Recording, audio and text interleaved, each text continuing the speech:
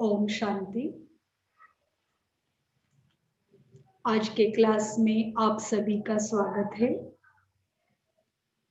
आज हम सुनेंगे आदरणीय रूपेश भाई जी से। रूपेश भाई जी का आज के क्लास में तहे दिल से स्वागत है। आपका मैं अल्प परिचय कराना चाहती हूँ। वैसे तो रूपेश भाई जी से आप सभी परिचित हैं। आप बिलासपुर छत्तीसगढ़ से हैं। जर्नलिज्म मास कम्युनिकेशन में आपने ग्रेजुएशन किया है। आप राजयोग शिक्षक, परम श्रद्धा एंकर, पत्रकार है। आपको बहुत ही छोटी उम्र में अध्यात्म में गहरी रुचि थी। आपको बचपन से ही अध्यात्म की चोटी पर चढ़ने और समाज की सेवा करने की दिल से चाहना थी। अल्पायु में ही आप एक नैतिक और आध्यात्मिक विश्वविद्यालय में वर्ष 1992 में जुड़ गए, जिसका नाम है प्रजापिता ब्रह्मा कुमारी ईश्वरीय विश्वविद्यालय।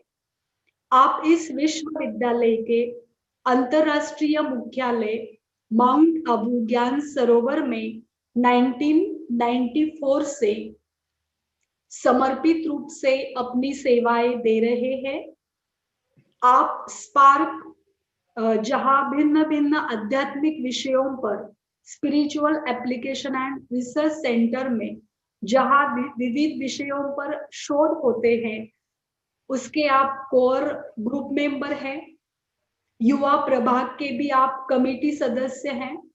पीस ऑफ माइंड चैनल पर प्रसारित होने वाले विविध कार्यक्रम समाधान, एक मुलाकात, छू लो आसमां के हैं।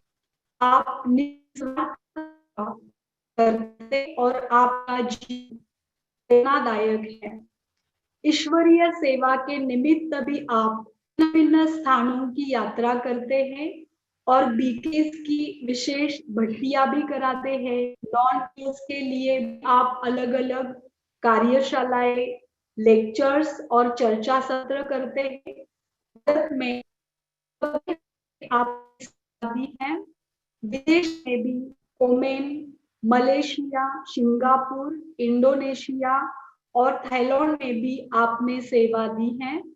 ऐसी महान हस्ती आदरणीय रूपेश भाई जी, आपका फिर से एक बार आज के क्लास में दिल से स्वागत है। आज का आपका विषय है आओ बने ब्रह्मा बाप समान। इस विषय पर आदरणीय भाई जी प्रकाश डालेंगे। भाई जी का आज के क्लास में इस प्यारे से गुलदस्ते के द्वारा भी स्वागत है। Thank you. ओम शांति।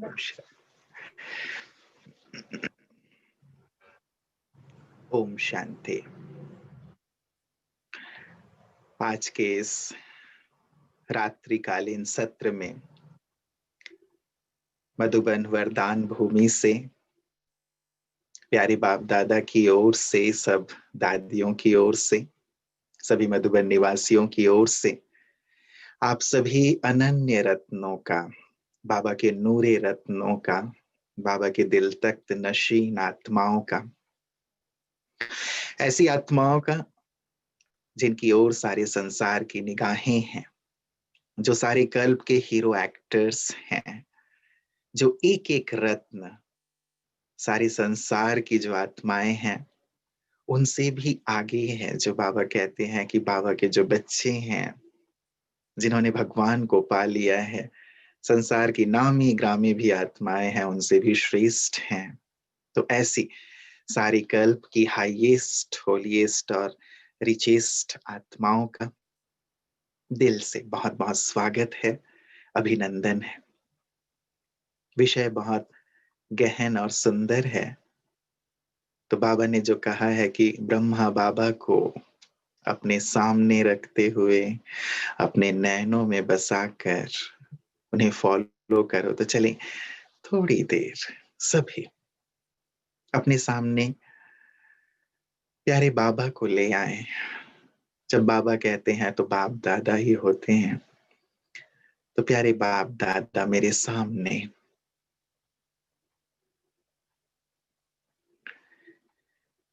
जैसे मुझे शक्तिशाली दृष्टि से निहाल कर रहे,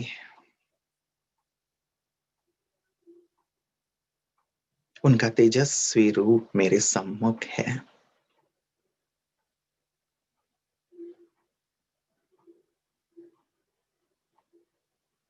उनका प्यार,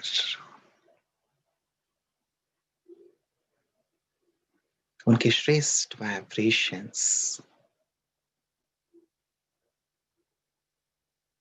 उनके वरदान, उनकी शुभ भावनाएं मुझे प्राप्त हो रही।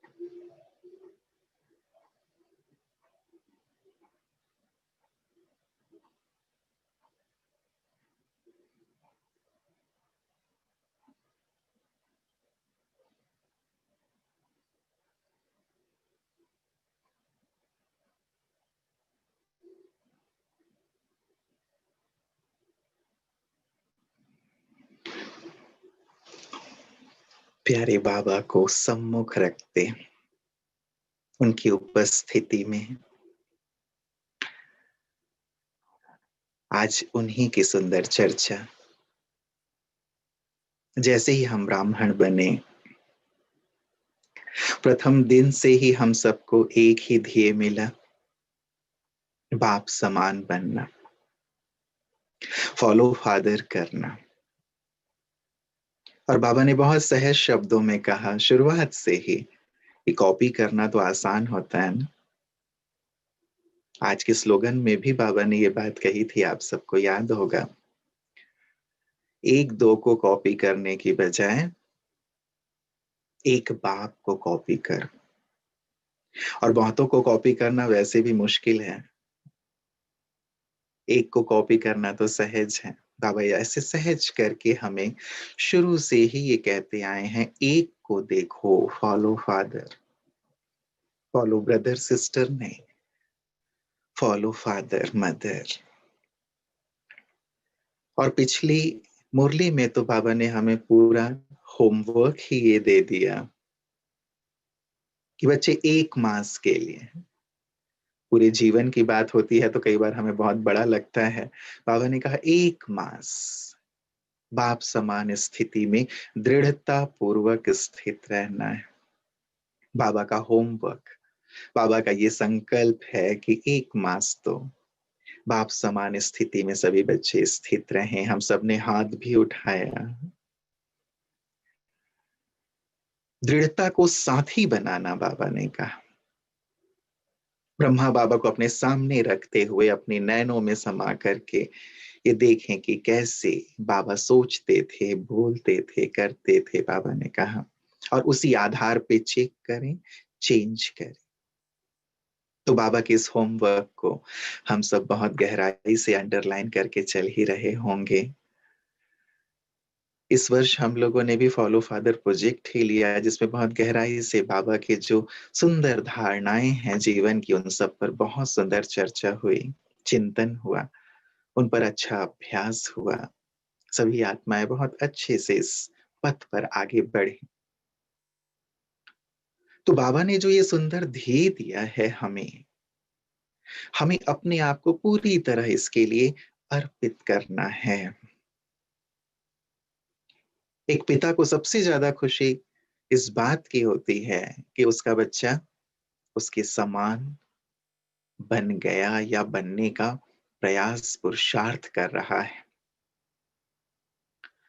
और वो बहुत नाज के साथ सभी को ये कहते भी हैं कि ये मेरा बच्चा है, जब उनकी सारी ही चीजें, जो उनकी आशाएं होती हैं, जब बच्चा पूर्ण कर रहा होता है, हमारी माता पिता की भी आश है कि हम उनके समान बने। बाबा का एक बहुत सुंदर सा मैसेज था। उससे पूर्व हम ये सोचें कि बाबा कब से हमारा इंतजार कर रहे हैं ऊपर बैठे। यदि हमें किसी का इंतजार करना होता है, मान लो आपको कहीं जाना है और आपको किसी का इंतजार करना पड़ रहा हो, तो आप कितनी देर इंतजार करते हो? प्रैक्टिकली सोचें। हम 5 मिनट इंतजार करते हैं, 10 मिनट करते हैं, 15 मिनट करते हैं, उसके बाद हम इरिटेट होने लगते हैं। हम कहते हैं कि भाई तू आते रहना, मैं चलता हूँ। किसी महत्वपूर्ण कार्यक्रम में आपको जाना हो, भट्टी में जाना हो, क्लास में जाना हो, या किसी और भी बहुत ही इम्पोर्टेंट मीटिंग में जाना हो, उनको भी आपके साथ चलना हो, आप इंतजार नहीं करते, आप चल पड़ते हैं। बाबा हमारा कब से इंतजार कर रहे हैं ऊपर बैठे।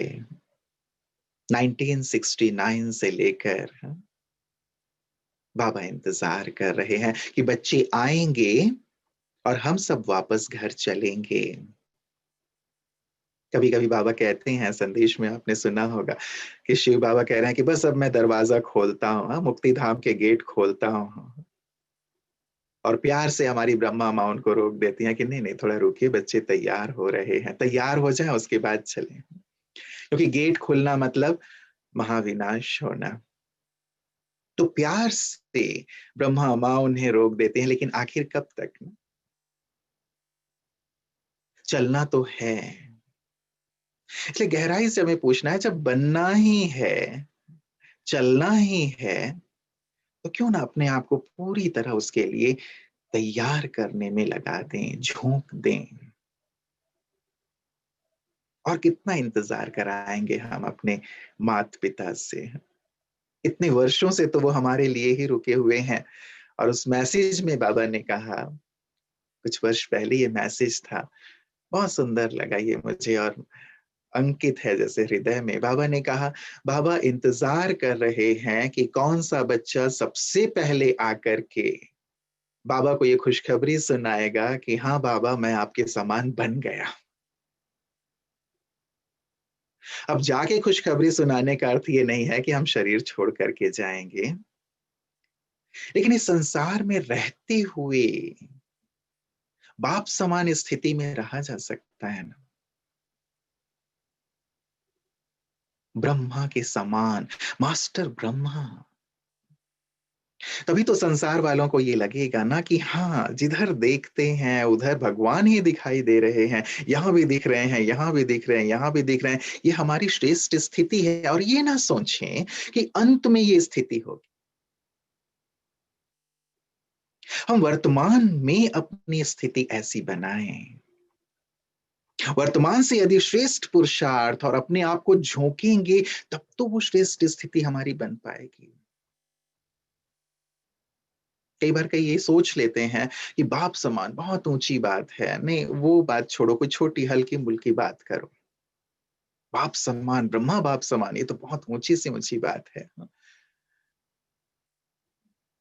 अपनी वर्तमान को देखते हैं, वर्तमान की कमी कमजोरियों को देखते हैं, बाधाओं विघ्नों को देखते हैं, अपनी सराउंडिंग को देखते हैं, अपने पास्ट को देखते हैं कि पास्ट में तो ये चीजें हो चुकी हैं। हाँ, हमसे इतनी बड़ी बड़ी गलतियां हो गई हैं। आज भी मुरलीम बाबा कह रहे थे, तो वो बोझिल कर देती हैं और लगता है कि कहाँ सृष्टि के आदि पिता, कहाँ ब्रह्मा और कहाँ हम।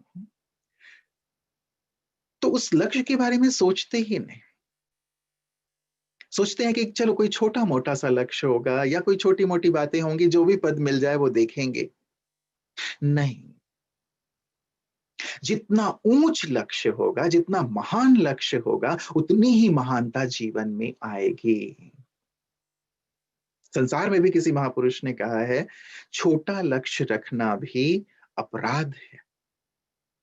अपना लक्ष्य हमेशा सितारों पर चढ़ना बनाओ, ताकि वहां तक ना भी पहुंच पाए तो चांद तक तो पहुंच ही जाएंगे। और भगवान ने हमें ये ध्येय दिया है, लक्ष्य दिया है, तो हम कल पहले बने थे।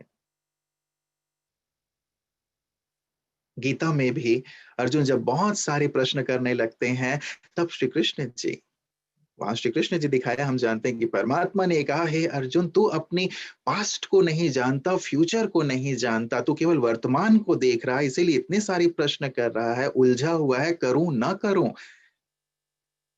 मैं जानता हूं तू कौन है, तू क्या था और क्या बनने वाला है, इसलिए मैं जो कह रहा हूं वो कर। तो जब लक्ष्य की बात आती है, इस ध्येय की बात आती है, तो हम बाबा को सामने रखें, भगवान ये कह रहे हैं, भगवान ने ये ध्येय दिया है, तुम बने थे, तुम्हें ही बनना है। इसलिए जो भी पास्ट की बातें हैं, जो भी अपनी कमी कमजोरियां दिखती हैं, उन्हें एक तरफ रखें, भगवान को सामने रखें। वो कह रहे हैं, त्रिलोकी नाथ हैं, त्रिकालदर्शी हैं, परमात्मा मेरे पिता हैं, उनका कथन मेरे लिए वरदान है, बस मैं उसे आत्मसात कर लूं तो कभी भी बहुत ऊंचा है ये लक्ष्य, ये ना सोचकर हम इसकी ओर कदम बढ़ाएं। और शुरुआत बहुत बड़ी बड़ी बातों से नहीं, आज कुछ बेसिक बातें मैं आप सबके सम्मुख रखना चाहूंगा,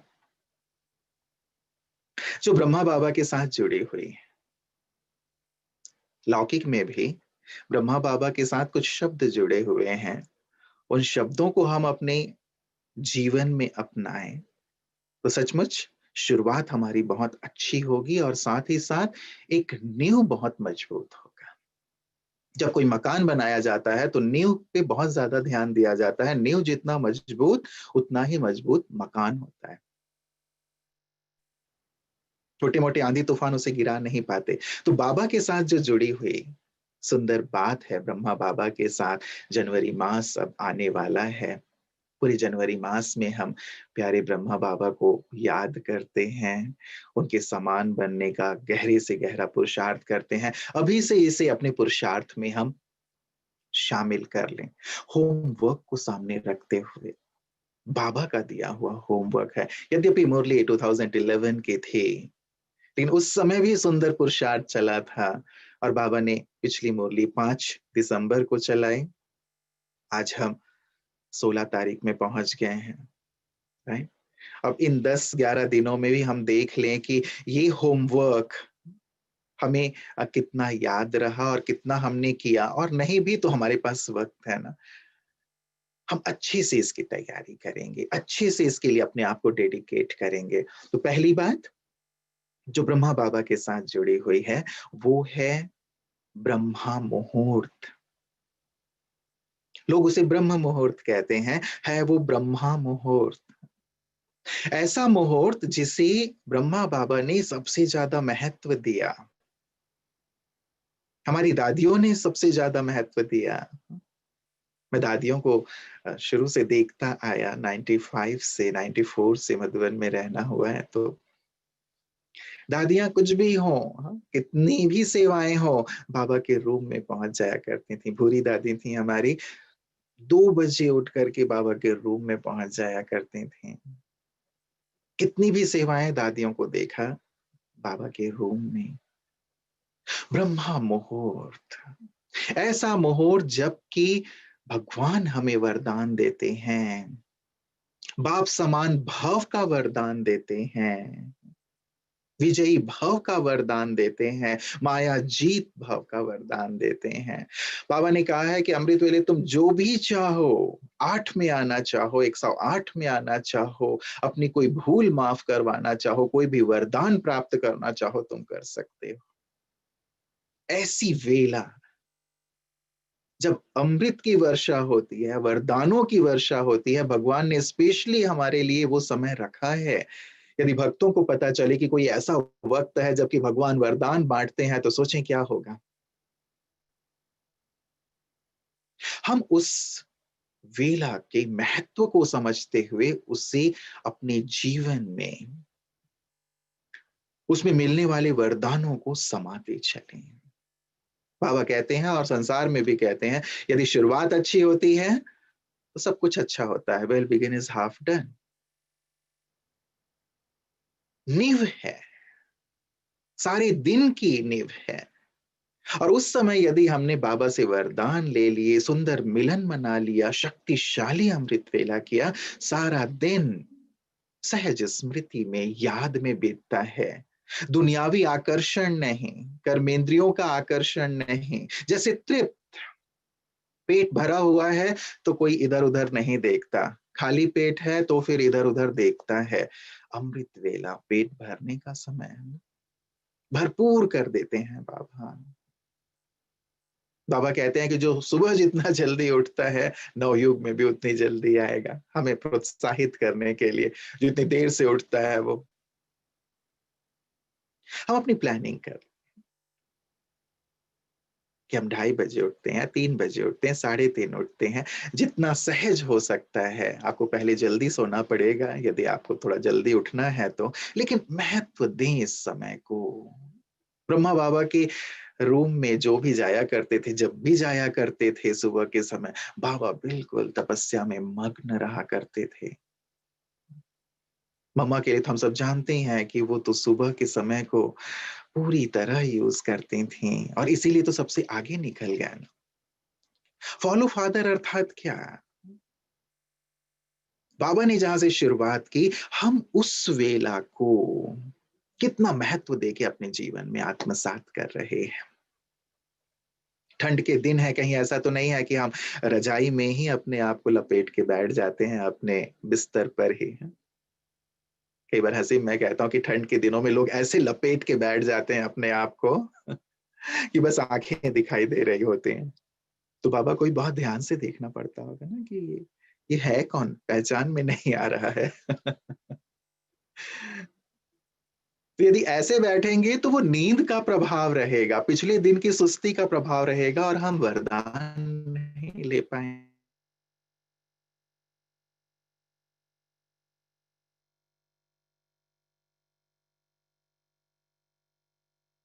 यही काम चल जाएगा। यदि हमें किसी बड़े व्यक्ति से मिलना होता है, हम कैसे कैसे उसके पास जाते हैं, कितना टिप टॉप होकर के जाते हैं, अच्छे से अच्छा कपड़ा पहनते हैं। चलो हमें अच्छे से अच्छा कपड़ा पहनने की जरूरत नहीं, लेकिन अच्छे से हाथ पैर धो करके बाबा से मिलन की लगन में तो बैठे, जागती ज्योत होकर के बैठे, नींद के प्रभाव में नहीं। हम अपने आप को ऐसे तैयार करें। मैंने देखा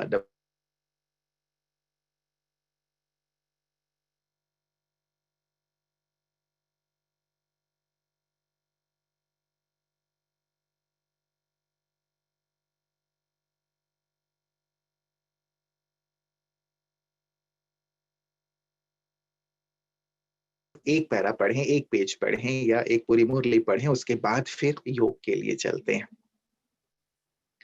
इस भाव से आप ले सकते हैं इसे कि आज बाबा मुझे क्या प्रेरणा दे रहे हैं, आज बाबा का मेरे लिए क्या इशारा है, आज बाबा का मेरे लिए क्या वरदान है। एक पैरा, एक पेज या एक मुरली आप पढ़ लेते हैं, फिर उसका चिंतन करते हुए हाथ मुंह धो करके फिर बैठें या बाबा के रूम में जाएं, उसी के चिंतन के साथ शुरुआत करें। अपने अमृत वेले को बहुत अच्छी तरह से सेट कर लें। मुझे पांचों स्वरूपों का सुंदर अभ्यास करना है, रूहानी ड्रिल करनी है, स्वमानों की प्रैक्टिस करनी है, जो बाबा कहते हैं अलग अलग स्वमानों की ड्रेस धारण करो, विश्व की आत्माओं को सकाश देनी है।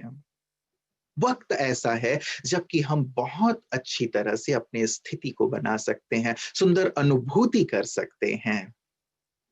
इसीलिए अंडरलाइन करेंगे इसे। साइंटिस्ट भी मानते हैं कि सुबह उठ करके जो मेडिटेशन करते हैं, ध्यान करते हैं, उनके शरीर में हैप्पी हार्मोन्स स्रावित होते हैं।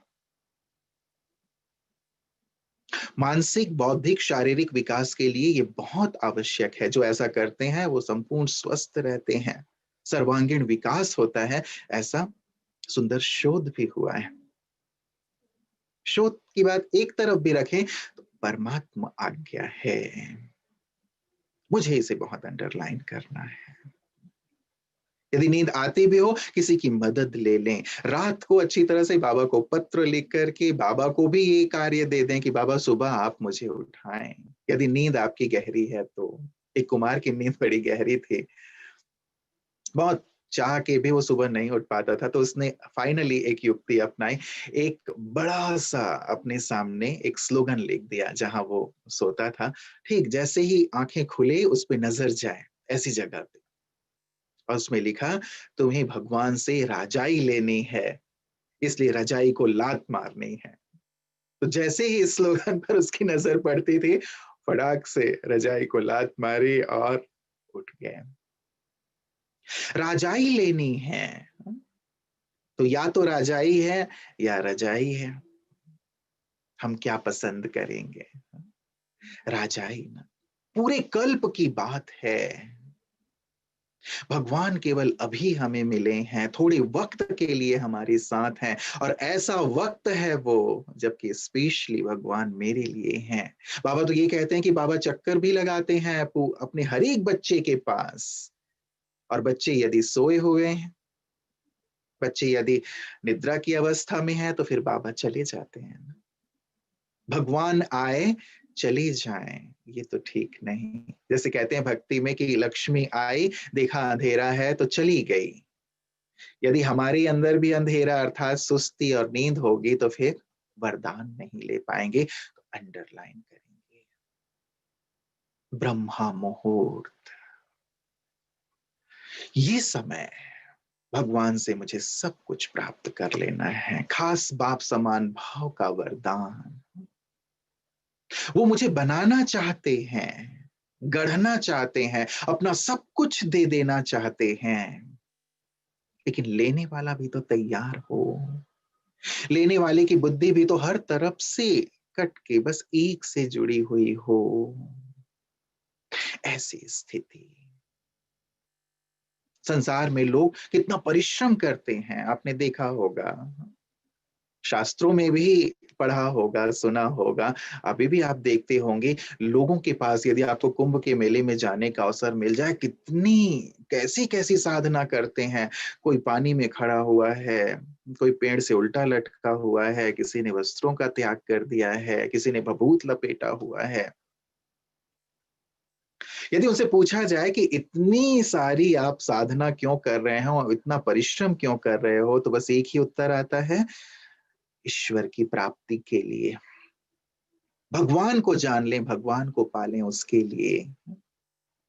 तो वो इतनी सारी साधना करते हैं और यहाँ हमें सहज प्राप्त है, और थोड़े समय के लिए। उसके बाद तो बाबा भी वापस जाएंगे ना, उससे पहले हमें ले लेना है। तो पहली बात, ब्रह्मा मुहूर्त बहुत पक्का करना है इसे हमें, और इस समय का पूरा लाभ लेना है। दूसरी बात, ब्रह्मा ज्ञान, लोग उसे ब्रह्म ज्ञान कहते हैं, लेकिन है वो ब्रह्मा ज्ञान। ब्रह्मा के मुख से परमात्मा शिव ने जो ज्ञान दिया, वो ब्रह्मा ज्ञान, जिसके द्वारा हमारा जीवन परिवर्तित होता है, जिसे बाबा ने इतना इंपॉर्टेंस दिया कि अपने जीवन के अंतिम दिन में भी 18 जनवरी 1969 को भी बाबा ने सुबह भले मुरली नहीं चलाई, लेकिन अव्यक्त होने से पहले भी बाबा ने मुरली सुनाई। इतना इंपॉर्टेंस। यदि कोई ट्रेन से सफर करके आता था मधुबन, तो बाबा पहले उससे यही पूछते थे कि बताओ आज की मुरली पढ़ी, सुनी? और नहीं तो बाबा कहते थे कि जाओ पहले आज की मुरली पढ़ के आओ, उसके बाद बाबा मिलेंगे। कल भी मुरली में ये बात थी, बाबा ने कहा एक दिन की भी मुरली मिस ना हो। यूनिवर्सिटी में तुम पढ़ रहे हो, एक दिन भी अब्सेंट नहीं होना चाहिए। इतनी मुरली के लिए डेडिकेशन, प्यार, ब्रह्मा बाबा का कि इतनी समर्पणता थी, इतना प्रेम था कि उन्हें मुरलीधर हम कहने लगे ना। उनके हाथ में मुरली थमा दी गई, इतना मुरली के लिए प्यार। हम भी तो मास्टर मुरलीधर है ना, तो मुरली के लिए ऐसी दीवानगी और प्यार है। दादी जानकी जी कहा करते थे कि आप ब्राह्मण हो या फिर गोप गोपिका हो, और इसका उत्तर भी देते थे कि ब्राह्मण तो हम तभी बन गए थे जब बाबा के पास आए, लेकिन गोप गोपिकाएं वो हैं जो मुरली की धुन में झूमती हैं, नाचती हैं, गाती हैं, जिनके अंदर यही सुंदर चिंतन चलता रहता है। और अव्यक्त मुरलियों का अध्ययन करते हुए आप सब भी इसका रस ले रहे होंगे, हाँ? यही जीवन है, यही प्रकाश है, और ऐसा ही तो हमें बनना है।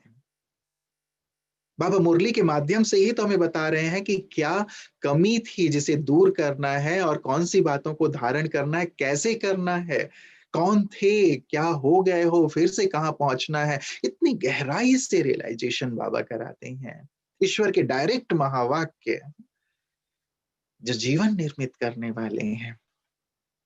दादी जानकी जी जब आई बाबा के पास, 1.5-2 साल लेट हो गया था, तो दादी भी यही कहती हैं कि बाबा से पूछा, बाबा कैसे इस समय को मैं कवर करूं, मेकअप करूं।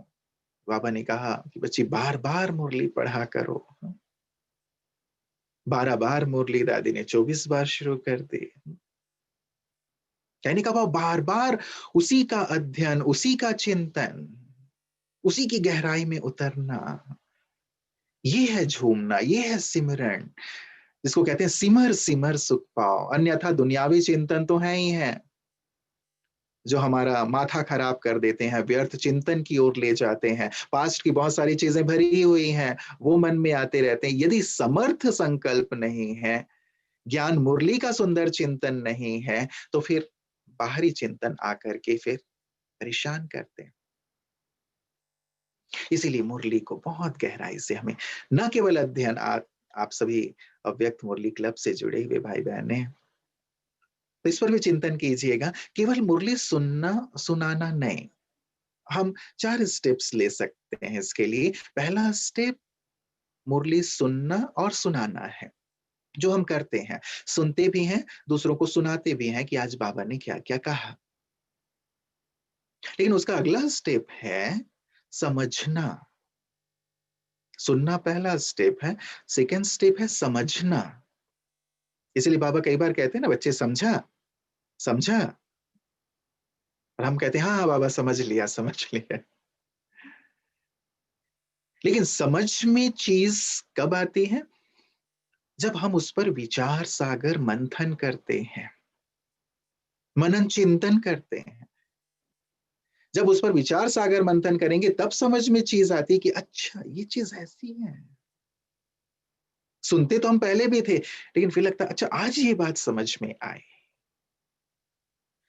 तो जैसे गाय का एग्जाम्पल बाबा देते हैं, घास खाती है, एकांत में जाकर के बैठ जाती है और फिर उगारती है। हम भी उगारें, मनन चिंतन करें। मनन करेंगे तभी मगन होंगे, मनन करेंगे तभी मक्खन निकलेगा, मनन करेंगे तभी महानता की ओर कदम आगे बढ़ेंगे, तभी परिवर्तन होगा। मनन परिवर्तन लाता है, क्योंकि मनन हमारे चिंतन को प्रभावित करता है। सारे दिन जो चिंतन चल रहा है, अच्छा मनन हमारे चिंतन को श्रेष्ठ कर देता है और चरित्र महान बनता चलता है। लोग कहते हैं कि सुनते व्यक्ति बहुत हैं लेकिन चिंतन कम करते हैं। कहते हैं सुनते हैं मण भर, चिंतन कण भर करते हैं। हम सुने भले कण भर, लेकिन चिंतन मनन करें मण भर, विचार करें। तो समझने के लिए आवश्यक है विचार सागर मंथन करना। देन थर्ड स्टेप है अनुभव करना। और अनुभव में कोई चीज तब आती है जब हम उसे प्रयोग करते हैं, एक्सपेरिमेंट करते हैं। जब तक आप एक्सपेरिमेंट नहीं करेंगे तब तक एक्सपीरियंस नहीं कर सकते। सुनाएंगे भले, जैसे बाबा कहते हैं कि बच्चे हिम्मत का एक कदम तुम बढ़ाओ, मदद के 1000 कदम मैं बढ़ाऊंगा। हम सुनाते हैं दूसरों को, लेकिन इसका मेरे पास व्यक्तिगत क्या अनुभव है कि फलाने समय पे हिम्मत का एक कदम मैंने बढ़ाया और बाबा ने 1000 कदम मेरी बढ़कर मदद की, मुझे थाम लिया। अनुभव है इस बात का। रोज की मुरली में बाबा कितनी सारी बातें कहते हैं, जब तक एक्सपेरिमेंट नहीं करेंगे तब तक वो एक्सपीरियंस नहीं बनेगा। और अनुभवी व्यक्ति ही अचल अडोल हो सकता है, अनुभवी व्यक्ति ही संपूर्ण पास हो सकता है। न तो वो बाबा जो कहते हैं कि पंडित जी कहा करते थे कि राम का नाम लो तो बेड़ा पार हो जाएगा, तो बाकी सब तो आपसे सुन के शायद बेड़ा पार हो जाए, लेकिन हमारी बेड़ा का क्या होगा वो हम सोचें, कहीं पंडित जी की तरह नीचे ना चले जाएं। एक्सपीरियंस होगा, बेड़ा पार होगा। अनुभव नहीं है, लड़खड़ा सकते हैं। इसीलिए अनुभव के लिए प्रयोग करते चलें। और फाइनली स्वरूप बन जाना, फोर्थ स्टेप है जो बाबा चाहते हैं। स्वरूप बन जाए मेरे बच्चे, जो मैं सुना रहा हूं उन बातों के स्वरूप। ये सुनने सुनाने के लिए ज्ञान है, लेकिन उससे आगे जीवन में लाने के लिए है।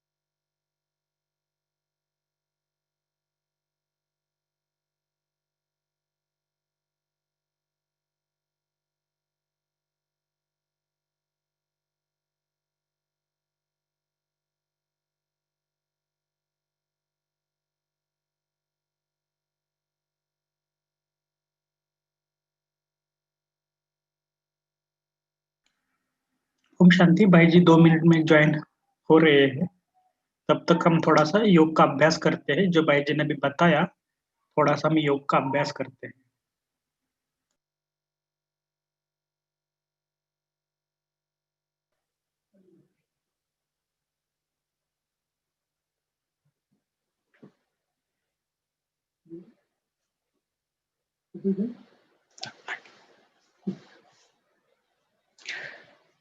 तो विशेष करके हम इस बात पर बहुत गहराई से ध्यान दें कि हमें बाबा जो सुना रहे हैं उसे हमें स्वरूप में ले आना है।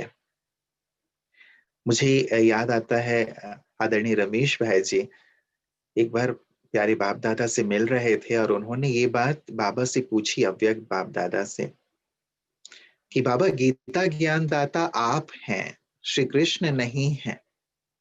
ये बात हम सारे संसार में कैसे प्रत्यक्ष कर सकते हैं, क्या करना होगा हमें? तो बाबा ने एक लाइन में बहुत सुंदर और सार गर्भित बात कही थी जिस पर हम सबको चिंतन करना है। बाबा ने कहा कि जिस दिन गीता का ज्ञान तुम्हारे जीवन में आ जाएगा, उस दिन गीता ज्ञानदाता सारे संसार में स्वतः प्रत्यक्ष हो जाएगा। कितनी गहरी बात है। जिस दिन गीता ज्ञानदाता प्रत्यक्ष होगा, जिस दिन गीता ज्ञान तुम्हारे जीवन में आ जाएगा, अर्थात मुरली, जो मुरली बाबा सुना रहे हैं, गीता ज्ञान, सच्चा गीता ज्ञान हमें दे रहे हैं, वो हमारे जीवन में आ गया, गीता ज्ञान दाता प्रत्यक्ष हो जाएंगे।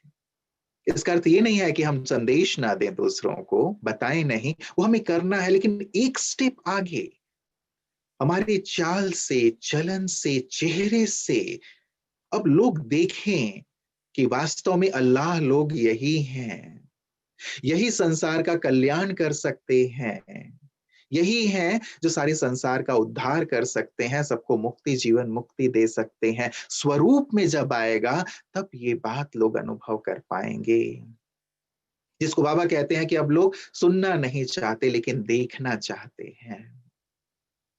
तो इन 4 स्टेप्स को हम जरूर फॉलो करें। जब आप मुरली पढ़ते भी हैं, चिंतन भी करते हैं, शेयरिंग भी होती है, तो आप इसे जरूर लाएं।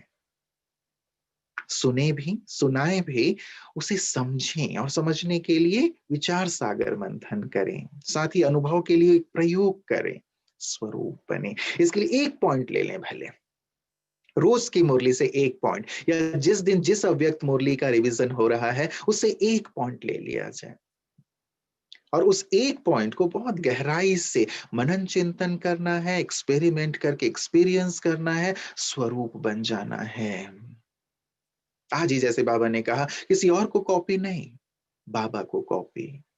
एक पॉइंट यदि मैंने ले ली, सारे दिन उसकी गहराई में उतरा कि मैं कितना बाबा को कॉपी कर रहा हूं, सोचिए कैसा हो जाएगा स्वरूप। कुछ वर्ष पहले इस पार्क में हम लोगों ने इसे एक प्रोजेक्ट के रूप में लिया और कई समय तक ये चलता रहा। 1 जनवरी से शुरू करके 31 दिसंबर तक 1 साल की ये बात थी। अपने छोटे ग्रुप में, और उसमें लक्ष्य यही था कि रोज की मुरली से केवल 1 पॉइंट लेनी है अपनी धारणा के लिए, और इन्हीं चारों स्टेप्स को फॉलो करते हुए उसकी गहराई में उतरना है। 1 जनवरी से शुरू हुआ, 31 दिसंबर तक 365 बहुत सुंदर धारणाओं से, शिक्षाओं से सब सज गए थे। इजी है ना? इसीलिए हम इसे रोज जो भी अव्यक्त मुरली या साकार मुरली से 1 पॉइंट, 1 जनवरी से शुरू करते हैं 31 दिसंबर तक 365 जो बाबा कहते हैं सज जाएंगे। बाबा के लिए यही सबसे बड़ा गिफ्ट है ना हमारी ओर से। तो ब्रह्मा ज्ञान, इसके दीवाने, लगातार उसका सुंदर चिंतन और सिमरन, तो बाबा के समान बनना सहज होगा ना। याद नहीं रहती बातें, स्मृति में नहीं रहती, तभी तो गफलत होती है, तभी तो कदम इधर उधर चले जाते हैं। यदि स्मृति में है वो बातें कि बाबा ने क्या कहा है, बाबा की क्या शिक्षा है, तो गलतियां नहीं होंगी। फिर बाद में आता रही, ये तो बाबा ने गुस्सा करने को मना किया, हमने तो गुस्सा कर लिया, बाबा ने ये करने को मना किया था, हमने तो कर लिया। जितना सुंदर सिमरण होता रहेगा, चिंतन होता रहेगा, आत्मा बलवान बनती जाएगी, शक्तिशाली बनती जाएगी, और सब व्यर्थ से मुक्त होती चलेगी। ब्रह्मा ज्ञान। तीसरी बात जो ब्रह्मा बाबा से जुड़ी हुई है वो है ब्रह्मा भोजन। बेसिक बातें हैं, बेसिक धारणा की बातें हैं जो रोज हम करते हैं, और यहां से शुरुआत करें, मुझे लगता है ये बहुत महत्वपूर्ण है। ब्रह्मा भोजन, बाबा कहते हैं यदि तुम याद में रहकर भोजन बनाओ और याद में रहकर खाओ, तो तुम्हारा आधा पुरुषार्थ ऐसे ही हो जाएगा। आधा पुरुषार्थ, आधा पुरुषार्थ मतलब यदि संपूर्णता की यात्रा हमारी लंबी है, तो आधी यात्रा हमारी केवल इस एक धारणा से पूरी हो जाएगी, भगवान वाच।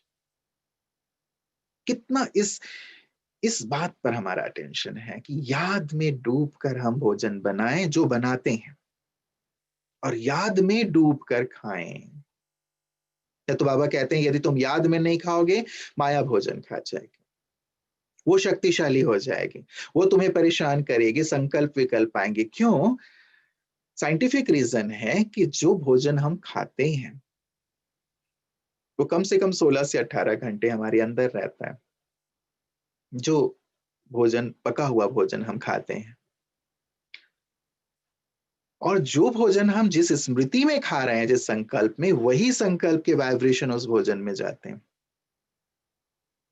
और जब तक वो मेरे अंदर है वही वाइब्रेशन उसी प्रकार के संकल्प क्रिएट करवाते रहते हैं, वैसे या उससे जुड़े हुए। तो 15 मिनट 20 मिनट यदि मैं याद में डूब के भोजन करूं, तो अगले 16 घंटे 18 घंटे तक वो मुझे याद में रहने में मदद करेगा। और उस भोजन से जो खून बनेगा, रग रग में जो बाबा की याद हम कहते हैं ना, यदि स्थूल रूप में भी देखें तो रग रग में याद तभी समाएगी जब भोजन को ऐसे योग युक्त होकर के हम ग्रहण करेंगे। इतना अटेंशन रखते हैं बाबा, तो चैलेंज करते हैं कि याद में भोजन बना के दिखाओ, याद में खा के दिखाओ। बाबा का फोटो देखा है ना, जिसमें बाबा वो सिंघी खा रहे हैं, ड्रम स्टिक, कितनी डूब के खा रहे हैं, मतलब तल्लीन एक में। 15-20 मिनट क्या हम मौन में रहकर भोजन नहीं कर सकते? कौन सा इतना इंपॉर्टेंट काम है कि 15-20 मिनट हम चुप रह के नहीं खा सकते? इसलिए एक धारणा ले लें, मौन। अभी बाबा मौन और साइलेंस के लिए हमें बहुत प्रेरित कर रहे हैं कि बच्चे पूरी तरह से अपने आप को डुबाओ, पूरी तरह से अपने आप को याद में स्थित करो। तो एक संकल्प ले लें, मुझे मौन में रहकर भोजन करना है, एक एक गिट्टी याद में खाना है। करके देखें, जो पिछली बात मैंने कही, एक्सपेरिमेंट करके तो देखें, और फिर एक्सपीरियंस करें कि इसका इफेक्ट क्या है। सर्व संबंधों की अनुभूति कर सकते हैं। बाबा की गोद में बैठे एक गिट्टी मैंने अपने पिता को खिलाई, जैसे पिता मुझ पुत्र को खिला रहे हैं। एक गिट्टी जैसे मैंने अपनी माँ को खिलाया, वो मुझे खिला रहे हैं। मैंने अपने साजन को खिलाया, साजन मुझ सजनी को खिला रहे हैं। आनंद। हम यूं तो योग युक्त होने के लिए या योग को बढ़ाने के लिए कितना परिश्रम करते हैं, ये करके देखें, योग सहज हो जाएगा, नेचुरल होता चलेगा, सहज हो जाएगी। हमारी याद की जो स्थिति है बिल्कुल सहज सी हो जाएगी, योग युक्त होकर के हम जैसे ब्रह्मा भोजन कर रहे हैं, एक एक गिट्टी बाबा की याद में। हम करते क्या है ना, तो बाबा का आह्वान करते हैं। जैसी थाली हमारे सामने आई, हमने बाबा का आह्वान किया, बाबा को स्वीकार कराया। उसके बाद फिर बाबा भले बैठे हुए हैं, सारा हम ही खा जाते हैं। बाबा भी सोचते होंगे कि देखो बुलाया था मुझे और बुला के एक शुरुआत तो मुझसे कर दी, लेकिन फिर सारा खुद ही खा गया, फिर तो मुझे पूछा ही नहीं। हंसी की बात है, लेकिन फिर भी ना इस पर बहुत अंडरलाइन करें। ब्रह्मा भोजन बाबा का दिया हुआ, भले घर में है, लौकिक में है, बाबा का भंडारा है, बाबा का दिया हुआ है, यज्ञ का प्रसाद हम स्वीकार कर रहे हैं। बाबा को भोग भी लगाएं और उसके बाद स्वीकार करें। तो ब्रह्मा भोजन बनाना और इस ब्रह्मा भोजन को याद में खाना, ये ब्रह्मा बाप समान बनने में हमारी बहुत मदद करेगा। कितनी बार बाबा अंडरलाइन कराते हैं मुरलियों में। क्या ये संकल्प ले सकते हैं कि हम सब मौन में करेंगे? मौन, टेलीविजन देखते हुए या मोबाइल देखते हुए, पत्र पत्रिका देखते हुए, बात करते हुए नहीं। यदि मुझे किसी बड़े व्यक्ति के साथ भोजन करने का अवसर मिलता है, तो मैं कितना खुश रहता हूं कि आज मैं इस बड़े व्यक्ति के साथ भोजन करूंगा। भगवान मुझे ऑफर करते हैं, मेरे साथ भोजन करो, उनके साथ मुझे भोजन करना है। भले कभी मेहमान होते हैं, हमने ठीक है उनसे बात कर ले, लेकिन अपनी ये धारणा पक्की रखें, मुझे योग युक्त होकर ब्रह्मा भोजन स्वीकार करना। रिजल्ट देखिएगा कैसा होता है। जो अंदर गया भोजन, जैसा अन्न वैसा मन। इसीलिए तो कहा गया है कि भोजन बनाने के साथ साथ जिस स्मृति में आप भोजन कर रहे हैं, वो अन्न मन को प्रभावित करता रहेगा, या तो योग युक्त करेगा या योग मुक्त करेगा। या तो आप माया जीत बनेंगे या फिर माया से पराजित हो जाएंगे। भोजन। चौथी बात, ब्रह्मचर्य, ब्रह्मा बाबा से जुड़ी हुई, जिसमें भी ब्रह्मा है इसमें ब्रह्म जुड़ा हुआ है, ब्रह्मचर्य कहते हैं। और ब्रह्मचारी शब्द भी है, लेकिन ब्रह्मचर्य, पवित्रता, अंडरलाइन। बाबा ने आते ही हमें पवित्र बनो, योगी बनो, यही शिक्षा दी। पवित्रता हमारा आधार है, हमारी साधना का, पुरुषार्थ का, बाप समान बनने का। ब्रह्मचर्य से शुरू होती है और संपूर्ण पवित्रता तक की यात्रा हम ले चलें। इसमें कोई समझौता नहीं, कोई समझौता नहीं।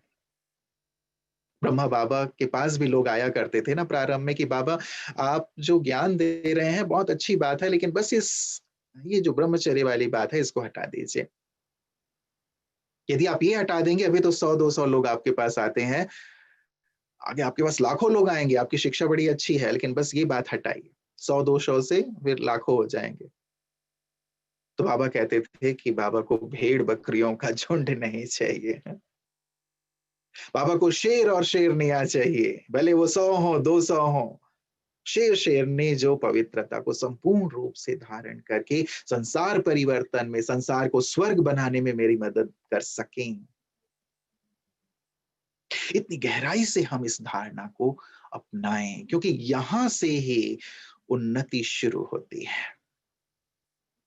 यहीं से पतन भी हुआ था और यहीं से उन्नति भी होगी। इसीलिए इस धारणा को विशेष पिछले कई दिनों की मुरली में आप देख रहे होंगे, बाबा अलग अलग शब्दों में से आज भी कहा कि पवित्रता भाई बहन है, तो अपवित्रता तो क्रिमिनल असॉल्ट वाली बात है, बड़े से बड़े पाप वाली बात है। तुम ये नहीं कर सकते, ये 5वीं मंजिल से गिरने वाली बात है। तो इस पर अटेंशन, यद्यपि संस्कार रहे हैं 63 जन्मों के, किसी में ज्यादा होंगे, किसी में कम होंगे, लेकिन हमारा पूरा अटेंशन इस बात पर धरत पड़ेंगे, लेकिन अपना ये धर्म नहीं छोड़ेंगे। युक्तियां अपनाएं, अच्छी से अच्छी युक्तियां। यदि हमारी साधना अच्छी है, श्रेष्ठ है, हमारी स्मृति श्रेष्ठ है, जो बाबा कहते हैं तुम्हारा अनादि स्वरूप भी, आदि स्वरूप भी, मध्य स्वरूप भी, ब्राह्मण स्वरूप भी, फरिश्ता स्वरूप भी, सब पावन है, पवित्र हैं। जितना हम इस सुंदर सुदर्शन चक्र की प्रैक्टिस कर रहे हैं, मेरी पवित्रता नेचुरल होती जाती है। लिख के भी प्रैक्टिस कर सकते हैं, मैं परम पवित्र आत्मा हूं, परम पवित्र आत्मा हूं। यदि किसी को ज्यादा ही दिक्कत है तो आप लिख डालें, 108 बार, 1008 बार लिख डालें। आप फील करेंगे अंदर की पवित्रता को, वो सहज होगा। बाबा ने अपनी साकार मुरली में एक बार कहा कि बच्चे, तुम्हारा बाप तुम्हारे सम्मुख बैठकर तुमसे अपवित्रता की भीख मांगता है, क्या अपने बाप को अपवित्रता की भीख नहीं देंगे? ऐसे दिल को छूने वाली बात है ना। मेरा पिता मेरे सामने बैठकर मुझसे अपवित्रता की भीख मांग रहा है कि बच्चे ये मुझे भीख में दे दो। दिल से इस चीज को अर्पित करें कि बाबा ये चीज हमने दे दी, प्रण कर लिया, अब उस ओर नहीं देखेंगे। और जितनी अच्छी आत्मिक दृष्टि की प्रैक्टिस, अशरीरी स्थिति की प्रैक्टिस और ये पांचों स्वरूपों की प्रैक्टिस हमारी होती जाएगी, पवित्रता नेचुरल, जो हमारा स्वधर्म है वो स्वधर्म हमें फील होने लगेगा। युक्ति भी ये अपना लें। प्रारंभ में जब ज्ञान में आना हुआ तो एक बात मैंने अपनी डायरी में लिखी थी कि तुम्हारी 5 मिनट की कामांधता तुम्हारे पूरे 5000 वर्ष को अंधकार में बना सकती है। अब तुम्हें ये देखना है कि ये 5 मिनट का जो क्षणिक आनंद लोग कहते हैं लेकिन है नहीं वो, या फिर पूरी 5000 वर्ष का आनंद, श्रेष्ठ स्थिति, श्रेष्ठ पद, दाता वाली स्थिति, वो चाहिए। ये भी संकल्प कर सकते हैं। बाबा कहते हैं कि तुम सब भाई बहन हो, प्रजापिता ब्रह्मा के बच्चे हो, आपस में भाई बहन हो। लौकिक में भी देखें कि मेरी बहन, लौकिक बहन कितनी भी सुंदर क्यों ना हो, मिस वर्ल्ड क्यों ना हो, लेकिन मेरी दृष्टि उसके लिए कभी भी अशुद्ध नहीं होती। या बहन, उसका भाई भले ही मिस्टर यूनिवर्स हो, लेकिन अपने भाई के लिए उसकी दृष्टि अशुद्ध नहीं होती। भले साथ साथ बैठते हैं, खेलते हैं, खाते हैं। आप सबको अनुभव होगा बचपन में अपनी बहन भाई के साथ हम कितना खेलते कूदते, खाते पीते, सोते, हर चीज करते थे, लेकिन कहीं भी एक अशुद्धि का भाव आया, मेरी बहन है, मेरा भाई है, यही फीलिंग मेरी सबके लिए क्यों नहीं हो सकती? अंतिम जन्म है, जाना है, और जाना है संपूर्ण पावन बनकर जाना है। यदि अशुद्धि रह गई, दाग रह गया, तो सजा मोचरा और मानी। क्या चाहिए? निराश भी नहीं होना है। आया, अपने आप को लगा दिया अच्छी पुरुषार्थ में। एक तो मार्जिन ही ना रखें, जहां जहां से ये ट्रिगर करते हैं उन सब चीजों को स्टॉप कर दे बहुत दृढ़ता पूर्वक। इसीलिए बाबा ने कहा ना, दृढ़ता को साथी बनाकर बाप समान स्थिति का अनुभव करो। दृढ़ता यदि है तो सफलता है, दृढ़ता नहीं है और यदि हम हल्का छोड़ते रहते हैं, सस्टेन करते हैं, मन में विचार आ गया, सस्टेन कर रहे हैं, उलझ जाएंगे, उस श्रेष्ठ स्थिति का अनुभव नहीं कर पाएंगे। और जहां कख का चोर सो लक का चोर वाली जो बात होती है, वैसे ही थोड़ा सा टेस्ट लेना शुरू किया तो मन का टेस्ट तन की ओर खींचता जाएगा और हम ऊंची स्थिति का अनुभव नहीं कर पाएंगे। इसीलिए ब्रह्मचर्य एक चीज जो सारे संसार में बाबा को प्रत्यक्ष करने वाली है, सारे संसार में परमात्मा प्रत्यक्षता के साथ हम सबको भी विश्वविद्यालय को प्रत्यक्ष करने वाली है, वो ये धारणा है ब्रह्मचर्य। अंडरलाइन करेंगे, बाबा से जुड़ा हुआ शब्द, बाबा का प्रिय सब्जेक्ट। बाबा ने इसके लिए कितनी गालियां खाई, हम भी इसके साथ कोई समझौता ना करें। लास्ट वन, जो बाबा से जुड़ी हुई बात, ब्रह्मचर्य से ही जुड़ी हुई बात है, लेकिन मैंने इसे सेपरेट किया, ब्रह्मचारी। बाबा ने कहा बाबा को एक ब्रह्मचारी ग्रुप चाहिए। एक ऐसा ग्रुप जो पूरी तरह बाबा को फॉलो करने वाला हो। बाबा को ऐसा ग्रुप चाहिए तो हमारे अव्यक्त मुरली क्लब को हम लोग ब्रह्मचारी ग्रुप की तरह लें, बाबा को पूरी तरह फॉलो करने वाले। बाहर वाले तो फॉलो नहीं करते अपने गुरु को, हम अपने माता पिता को पूरी तरह फॉलो करें, उनके जैसा बन जाएं। और उसके लिए बाबा ने हमें होमवर्क दिया। इस वर्ष हम लोगों ने भी 21 सेंटेंस के रूप में इस बात को लिया था। आप इसे पुरुषार्थ में लाइएगा अपने। बाबा होते तो, मेरी जगह बाबा होते क्या करते, कैसे सोचते? क्या बाबा की सोच में कोई भी नेगेटिविटी आ सकती है, कोई भी व्यर्थ आ सकता है?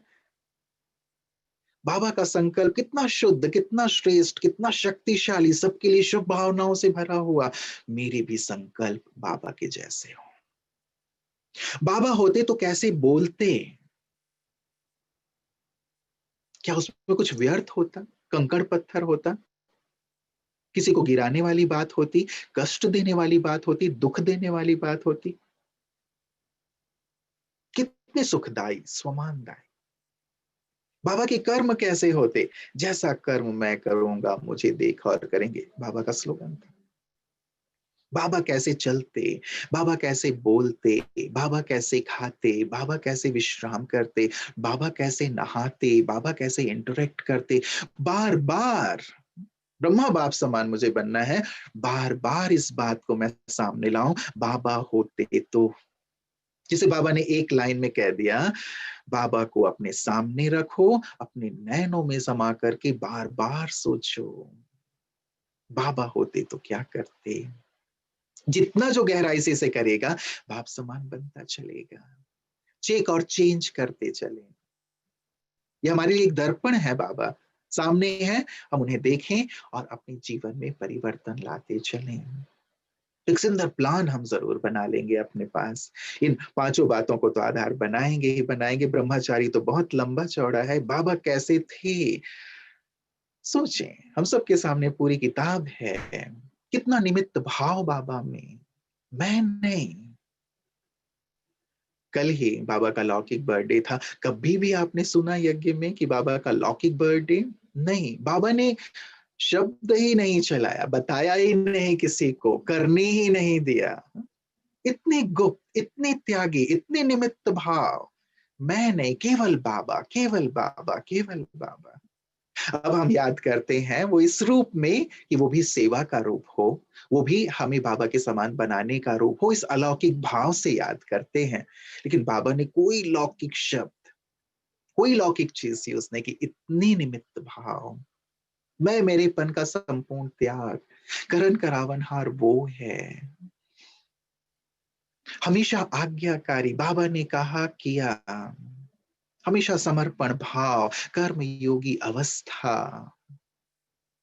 अपने पास भी हम एक सुंदर सा एक शब्द चित्र बना लें बाबा का। बाबा कैसे थे, मुझे भी बिल्कुल वैसा ही बनना है।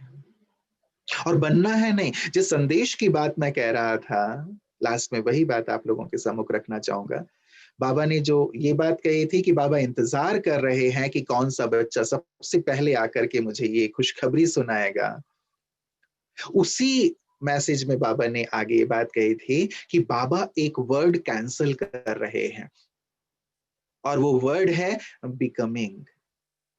मैं बन रहा हूं, मैं बाप समान बन रहा हूं, मैं ऐसा बन रहा हूं। हम कहते हैं ना, मैं अभी बन रहा हूं, मैं तो पुरुषार्थ कर रहा हूं। बाबा ने कहा ये जो बिकमिंग वर्ड है ना, बन रहा हूं, बाबा इसको कैंसल करते हैं। इसकी जगह यूज करो आई एम। आई एम बाप समान, मैं बाप समान हूं। बाबा ने वरदान मुझे दे दिया है। बार बार इसे स्मृति में भी लाएं, कभी वतन में जाएं, बाबा ये वरदान मुझे दे रहे हैं। कभी बाबा नीचे आ गए, बाबा ने सिर पे हाथ रखा, मुझे वरदान दे रहे हैं, बच्चे बाप समान भव। तुम बाप समान हो, जैसा मैं हूं वैसे ही तुम हो। वरदान के रूप में इसे स्वीकार कर लें। जब हम एक्सेप्ट कर लेते हैं किसी चीज को, स्वीकार कर लेते हैं, तो कंप्लीट ट्रांसफॉर्मेशन देखने में आता है। दादा लेखराज ने एक्सेप्ट कर लिया ना, मैं ही ब्रह्मा हूं, मैं ही आदि पिता हूं, मैं ही आदि देव हूं, मैं ही भविष्य का श्री कृष्ण श्री नारायण हूं। एक्सेप्ट कर लिया, चेंज हो गया। मेहनत नहीं करनी पड़ी, नेचुरल हो गया पुरुषार्थ, नेचुरल दृष्टि वैसी हो गई, नेचुरल चिंतन चेंज हो गया, नेचुरल व्यवहार चेंज हो गया, पवित्रता संपूर्ण रूप से समा गई। पुरुषार्थ किया बाबा ने, लेकिन ये चीजें नेचुरल दिखाई दी उनके जीवन में। मम्मा ने एक्सेप्ट कर लिया, मैं ही जगदम्बा हूं, मैं ही भविष्य की श्री लक्ष्मी हूं, राधे हूं। एक्सेप्ट कर लिया, चेंज हो गई। एक्सेप्टेंस, जितनी गहराई से मैं इस बात को स्वीकार कर लूंगा, मैं बाप समान हूं, मैं मास्टर ब्रह्मा हूं, मैं अपने पिता के समान हूं, जैसे उनके गुण विशेषताएं और शक्तियां हैं, मैं भी वही हूं। एक्सेप्ट कर लें। और कल्प कल्प मैं ये बना हूं, अब भी मुझे ही बनना है या मैं उस स्वरूप में हूं। एक्सेप्ट करें, उस स्मृति को बार बार याद करें और बाबा के वरदान को बार बार सामने लाएंगे, आपका वो स्वरूप बनता चला जाएगा। मेहनत नहीं करनी पड़ेगी, परिश्रम नहीं करना पड़ेगा, बल्कि स्वरूप वो बन जाएगा।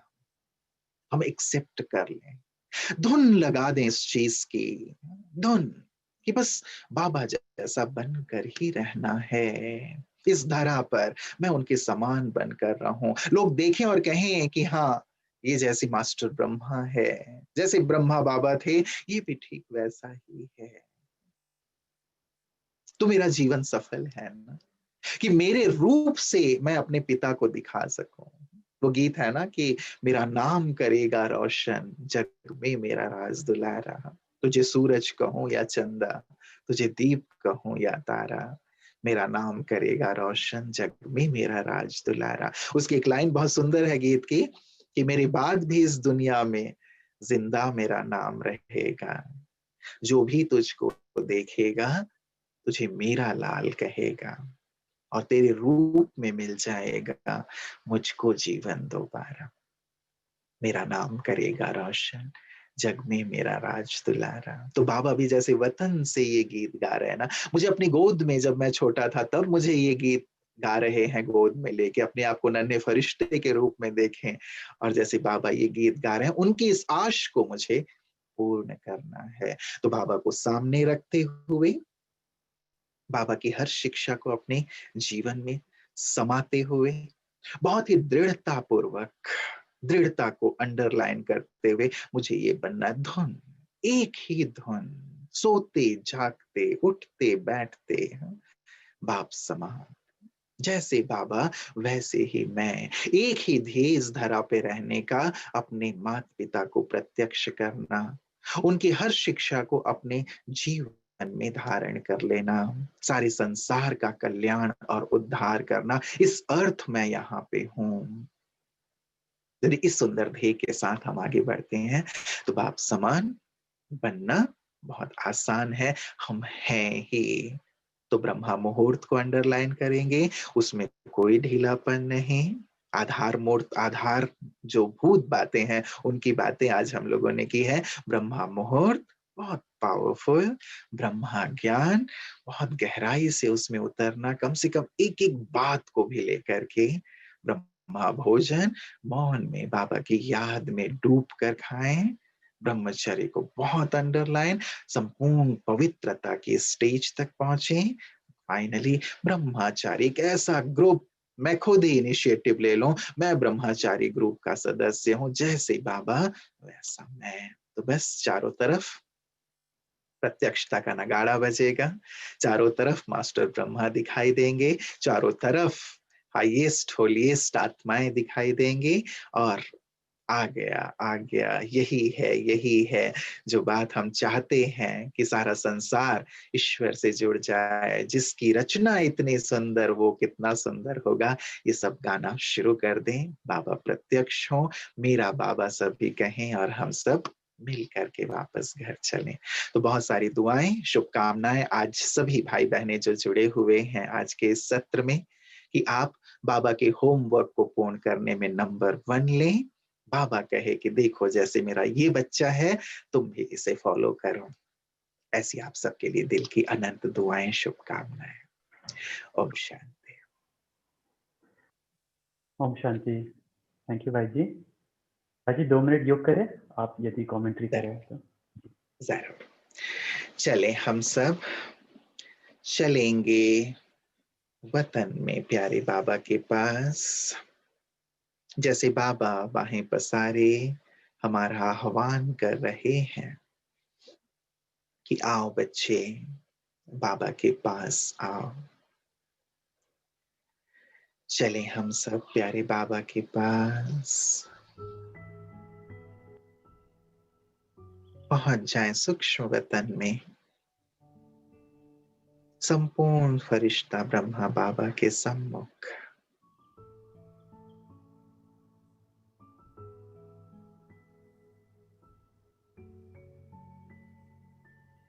बाबा कितने तेजस्वी हैं, जैसे अंग अंग से लाइट और माइट फैल रही है। कितना अलौकिक स्वरूप है बाबा का।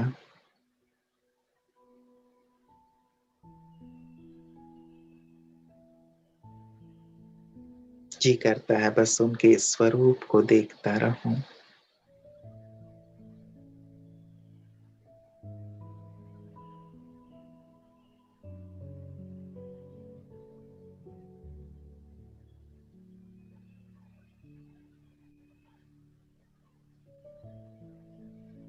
बाबा अपनी शक्तिशाली दृष्टि से मुझे निहाल कर रहे हैं।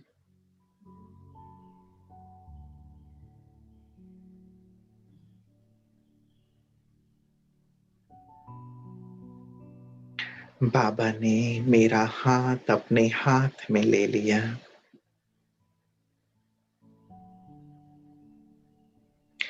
और अपने समस्त गुण,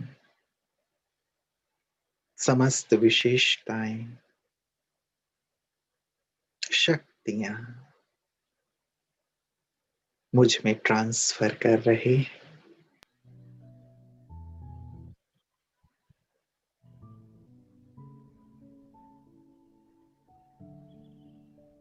जैसे बाप अपना सब कुछ बच्चे को अर्पित कर देता है,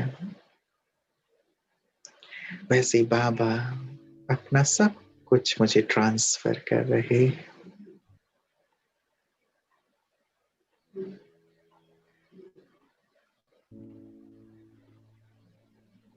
बाबा के गुणों और विशेषताओं से मैं श्रृंगारित होता जा रहा।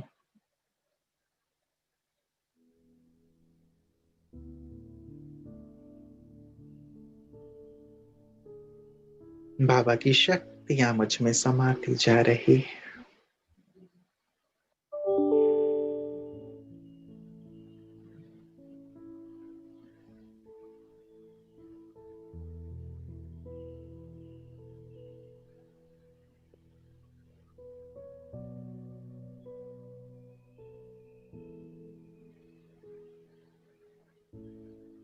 बाबा ने सिर पर हाथ रखा और वरदान दे रहे हैं, बच्चे बाप समान भव। बाप समान भव।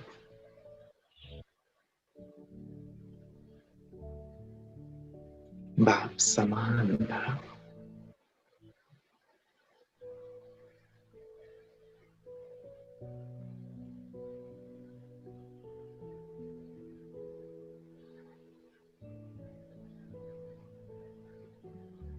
मैं भी स्वयं को मास्टर ब्रह्मा के स्वरूप में अनुभव कर रहा हूं, जैसे संपूर्ण फरिश्ता, लाइट, डबल लाइट।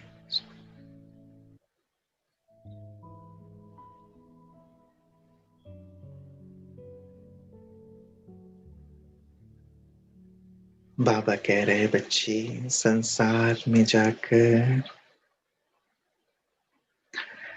सबको अपनी लाइट और माइट दो।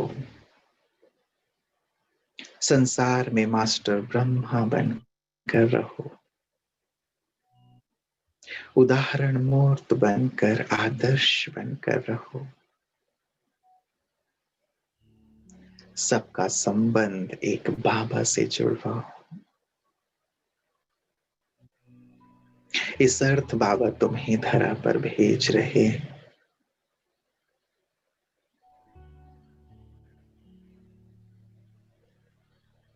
बाबा की आज्ञा लेकर, उनसे दृष्टि और वरदान लेकर मैं फरिश्ता, बाप समान फरिश्ता नीचे आ जाता हूँ।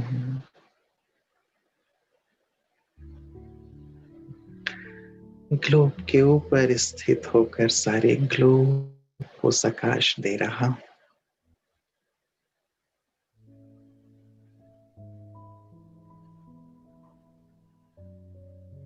सबका कल्याण हो,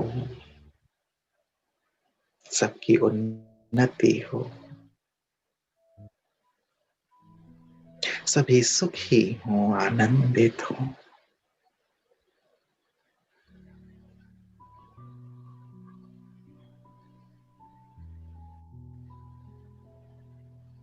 सबके दुख दर्द दूर हो।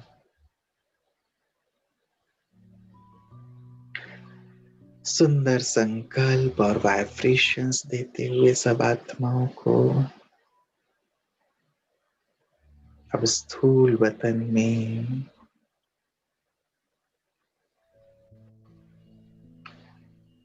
अपने स्थान पर इस श्रेष्ठ स्मृति के साथ कि मैं अवतरित हूं, फरिश्ता हूं, बाप समान हूं, आया हूं विश्व कल्याण के लिए।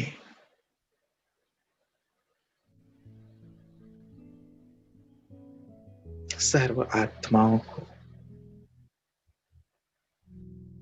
सुख शांति और आनंद से भरपूर करने, सबको मुक्ति, जीवन मुक्ति देने के लिए।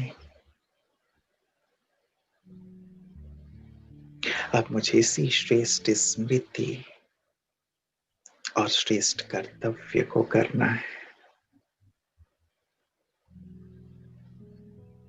मैं बाप समान हूं।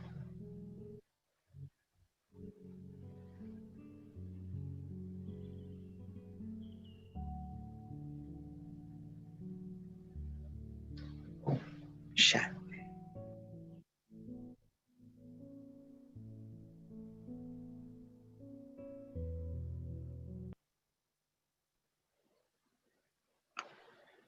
ओम शांति। पुनः आप सभी को बहुत बहुत धन्यवाद। खूब आगे बढ़ें, बहुत उन्नति करें। हमारे अव्यक्त मुरली क्लब के सब भाई बहने दिन रात सुंदर ज्ञान रत्नों से खेलते रहते हैं। एक अच्छा खेल आपने, लोग तो अन्य चीजों से खेलते हैं, आप सब बड़े बाप के बच्चे ज्ञान रत्नों से खेलते हैं। ऐसे ही ज्ञान रत्नों से खेलते खेलते सुंदर स्वर्ग की ओर आगे बढ़ें। आप सब बाबा को प्रत्यक्ष करने में सबसे आगे रहें, यही दिल की शुभकामनाएं। ओम शांति। ओम शांति। रुपेश भाई जी, आपका बहुत बहुत धन्यवाद। रुपेश भाई, आपके नाम के अंदर ही है रूप और ईश्वर। जो ईश्वर का रूप है, तो दूसरा नाम है रुपेश। बहुत अच्छे से आपने हम सभी को आज गाइड किया। ये किन महत्वपूर्ण बातें हैं जिन पर हमें ध्यान देना आवश्यक है। विशेष रूप से जो 5 बातें आपने बताई, और उसमें भी मुझे अच्छा लगा कि जो ब्रह्मचारी है, और न ही ब्रह्मचारी लेकिन ब्रह्मचारी पर डबल अटेंशन देने की आवश्यकता है, और किस प्रकार हम मुरली के स्वरूप बन जाए। एक बार पुनः आपका बहुत बहुत धन्यवाद। और हमने देखी आपके अंदर एक विशेषता, जो भी सेवा आपको हम देते हैं, क्योंकि हम जानते हैं कि आपका शेड्यूल बहुत व्यस्त रहता है। इतने सारे क्लासेस, इतना सारा बड़े बड़े कॉन्फ्रेंसेस के एंकरिंग करना, भटिया कराना, लेकिन फिर भी जब भी हम आपसे फ़ोन करते हैं, बात करते हैं, तो आप किसी भी सेवा के लिए ना नहीं बोलते हैं। अभी पिछले हफ्ते ही रुपेश भाई जी यूथ की सेवा यहाँ पे पूना में थी, तो आप जुड़े थे। फिर कभी कभी हम आपको कहते हैं कि हमें सूरज भाई की रिकॉर्डिंग चाहिए, तो आप विशेष रूप से वो अरेंज करा के हमें देते रहते हैं। तो आपको सभी अव्यक्त मुरली क्लब की तरफ से बहुत बहुत धन्यवाद। और जैसे आप जानते ही है कि हम सभी रोज सवेरे और शाम को बाबा के बहुत सारे बच्चे नियमित रूप से जुड़ते हैं जूम पर, और रोज एक एक मुरली का अध्ययन करते हैं और करते भी रहेंगे। तो ऐसे हमारी इच्छा थी कि जो एक मुरली के स्वरूप जो है, जिसे आपको हम हमेशा देखते हैं उस रूप में आदर्श, तो आपकी सुनने की बहुत मेंबर्स की काफ़ी टाइम से इच्छा थी, तो आज आपने वो इच्छा पूर्ण की, इसके लिए भी आपको बहुत बहुत दिल से थैंक्स। Thank you. ओम शांति। Good night. Good night. और बाकी हमारे, मैं देख रहा हूँ कुछ नए मेंबर्स भी आज जुड़े हैं, तो जस्ट सबकी जो नए मेंबर्स उनकी जानकारी के लिए बता दूं कि हम रोज शाम को 9 से 9:45 हर रोज एक अव्यक्त मुरली का अभ्यास कर रहे हैं। वर्तमान समय 1987 की वाणियाँ चल रही है, और हम वैसे 8:30 बजे जुट जाते हैं। जैसे ऐसे ब्रह्मा बाबा उस मुरली का, उस किताब का थोड़ा अध्ययन करते हैं, कुछ अनुभव शेयरिंग करते हैं, योग कमेंट्री करते हैं, और 9 बजे से 9:45 बजे तक हम एक मुरली पढ़ते हैं, उसके ऊपर चिंतन करते हैं, ग्रुप में शेयरिंग करते हैं, और छोटा सा मेडिटेशन करके 9:45 तक क्लोज करते हैं। वैसे ही सुबह मिलते हैं 5 से 5:45 बजे तक। आपको जो भी समय सुटेबल रहे आप कोशिश जरूर करें, क्योंकि हम रोज मिलेंगे, रोज बाबा की वाणियाँ पढ़ेंगे, तो डेफिनेटली हम सभी को लाभ होगा। तो जो भी मेंबर जुड़े हैं आज, आप सभी का भी बहुत बहुत धन्यवाद। रुपेश भाई जी, मैं चैट पे देख रहा हूँ बहुत सारे थैंक्स आपके लिए आ रहे हैं। अगर हो सकता तो तब सबसे वर्बली हम बोलते थे, लेकिन संख्या काफी और समय भी हो चुका है, तो एक बार फिर से सभी के बिहाफ पे आपको बहुत बहुत थैंक्स।